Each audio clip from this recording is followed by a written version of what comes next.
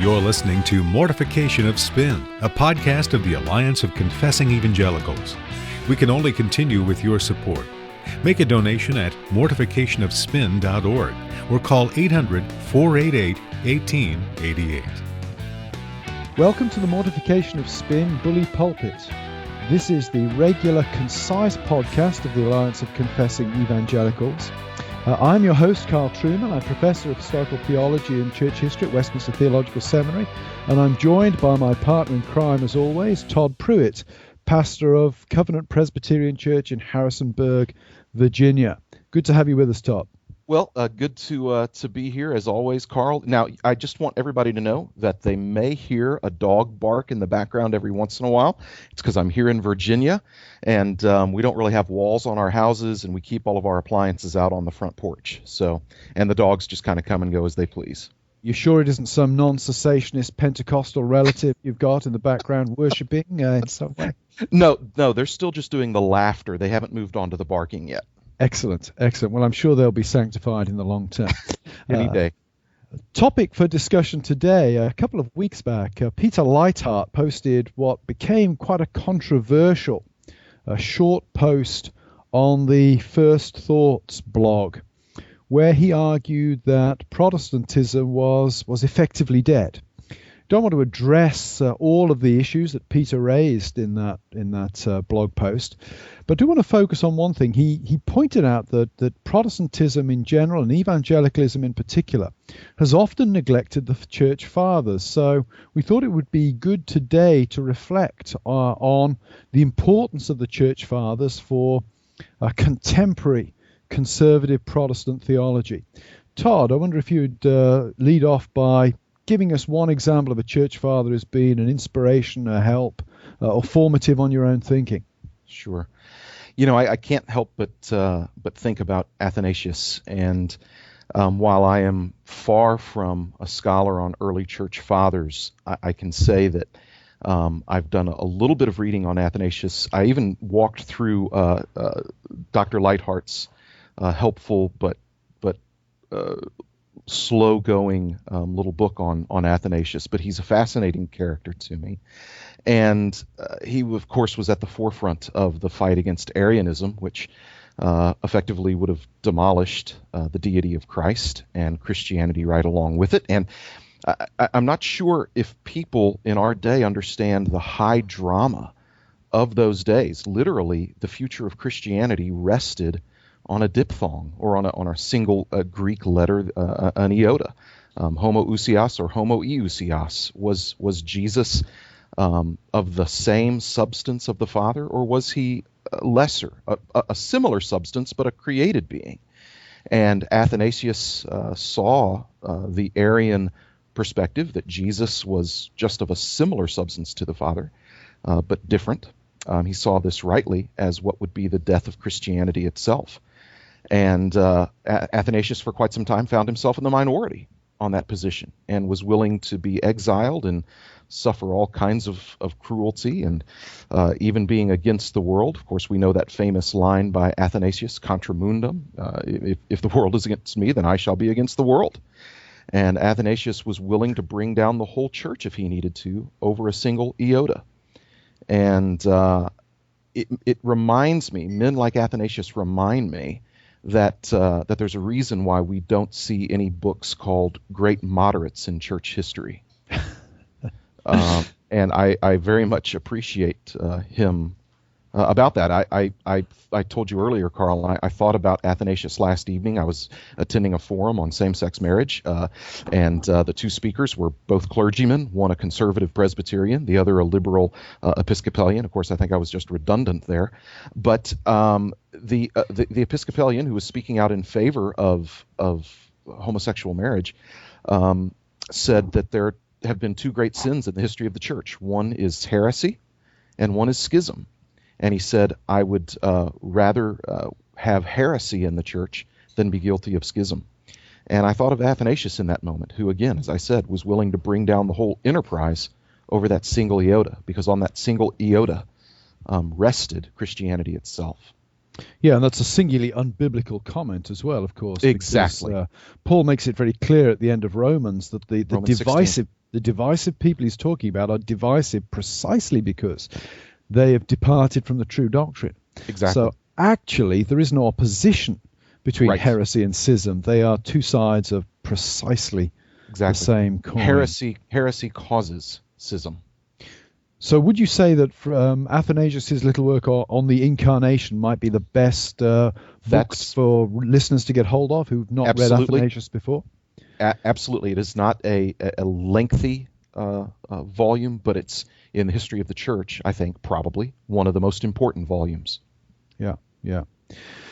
If I had to choose, I'd go for another ancient church father beginning with A, but probably not Athanasius. My own preference would lie in the direction of Augustine. Mm-hmm. Augustine of Hippo, late 4th, early 5th century, church leader in what is today North Africa, but what would have been part of the Roman Empire in the ancient world. And Augustine is significant for a variety of reasons. One of them is that he really lays the foundations for later what we call anti-Pelagian theology. It's Augustine's interpretation of Paul, which I think is a correct interpretation of Paul on the issue of grace and predestination that ultimately sets up the play for the reformers in the 16th century. B.B. Warfield famously quipped that the Reformation was the triumph of Augustine's doctrine of grace over his doctrine of the church, and there's much truth in that comment. And my two favorite works by Augustine would be the Confessions and the City of God. Mm-hmm. The Confessions is one of those books. It's not very long. It's maybe 200 or 300 pages. Get my students to read it every year at Westminster. It's a psychological autobiography in which Augustine really analyzes his primarily pre-conversion experience and looks at the nature of sin, the nature of fallen human psychology. He sees fallen human beings as divided against themselves. Sin is an alien force within their lives. We are doomed to be always seeking something to love in order to be fulfilled, but as sinners doomed never to find it because we will always end up loving ourselves rather than God, who is ultimately the only satisfying object of our love. So I would recommend listeners to look at the Confessions. If you've not read the Confessions before, extremely acute analysis of human fallen psychology. Yeah. City of God is, unfortunately, it's a rather massive book. It's probably about 900 pages in English translation. It was written by Augustine at a key moment not only in his own life, but in the history of the Roman Empire. In the year 410, Alaric the Goth had sacked Rome, had attacked and wounded the immortal city. It was for the imperial Roman psychology the equivalent of 9/11 for the American psychology. The eternal city had been shown to be vulnerable, and this spread fear and panic throughout the Roman Empire.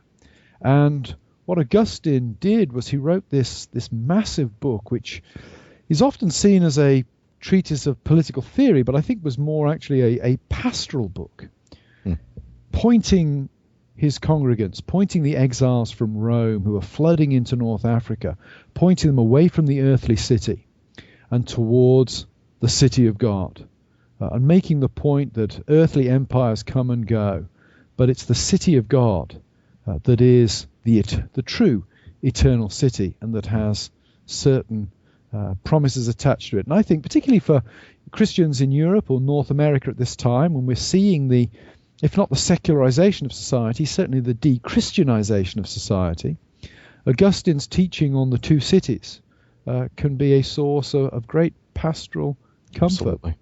And it's still very relevant, and it's still to this day affecting and impacting Christian thinking along the lines of the Christian's relationship to the state.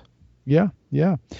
So I'll close before I hand over to you to finish us off, Todd. I'll just mention a couple of books I'd recommend to listeners. If you've got children, our friend Simonetta Carr has written two wonderful books on Athanasius and Augustine of Hippo in her Christian Biographies for Young Readers series.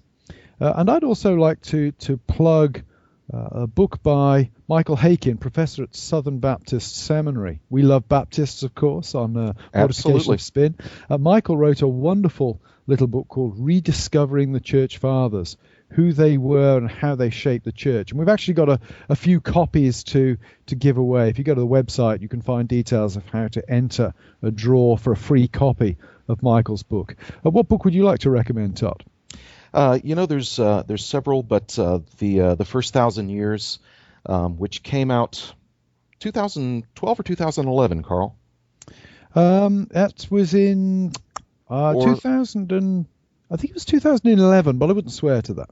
Yeah, and it's a wonderful, for its subject matter, relatively slim volume, but an excellent treatment of the first 1,000 years of Christianity, which also does what a lot of volumes of its kind don't, which shows the impact of Islam is as well on the spread and development of Christianity. But it's reader friendly.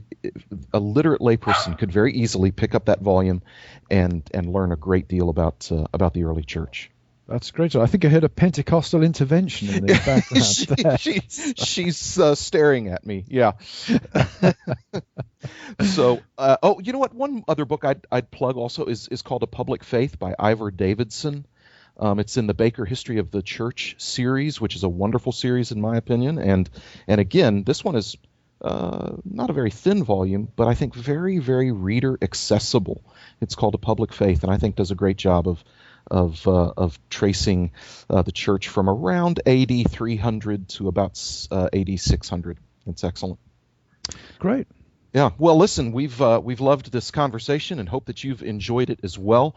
Carl and I would both encourage you to learn about the history of Christianity, and not just the last 500 years or so, but go all the way back to its earliest days. And I think being armed with the knowledge of men like Augustine and Athanasius, as well as many of the other faithful church fathers, would help insulate us or inoculate us perhaps against some of the more contemporary snake oil salesmen like Dan Brown, who unfortunately is oftentimes looked at as an expert in the early church.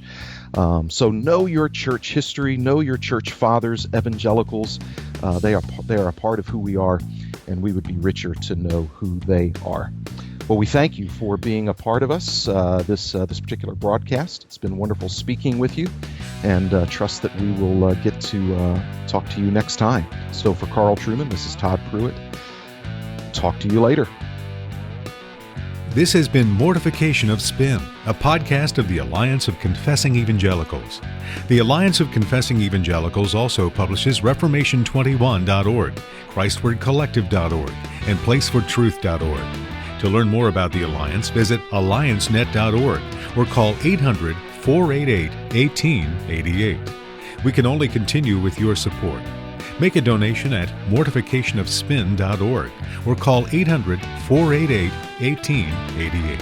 That's mortificationofspin.org or call 800-488-1888. Thanks for listening.